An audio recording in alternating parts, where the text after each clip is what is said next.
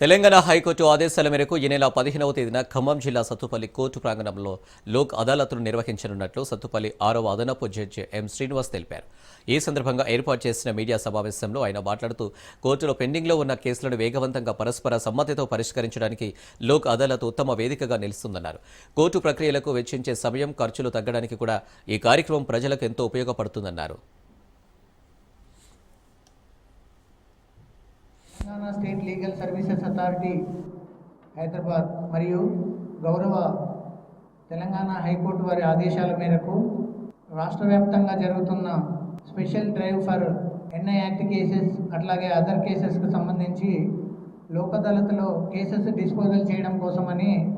ఈ నెల 15వ తారీఖు సత్తుపల్లి కోర్టు ప్రిమిసెస్లో స్పెషల్ లోక్ అదాలత్ అనేది ఏర్పాటు చేయడం జరుగుతున్నది. అందరినీ మోటివేట్ చేయడానికి నిన్న అడ్వకేట్స్తో పాటు లిటిగెంట్ పబ్లిక్ అట్లాగే ఈరోజు ఫైనాన్షియల్ ఇన్స్టిట్యూషన్స్, బ్యాంకులు, మేనేజర్లతోని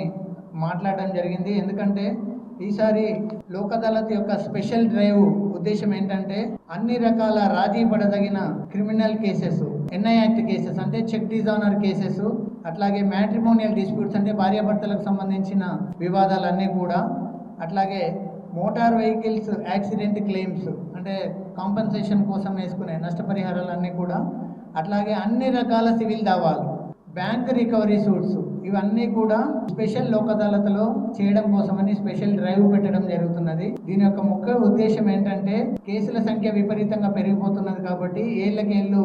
ట్రయల్స్ కోసమని తిరుగుతున్నారు కాబట్టి జనాలు దాన్ని తగ్గించడం కోసము ఒక సామరస్యపూర్వకంగా రాజీ చేయడం కోసమని ఈ లోక్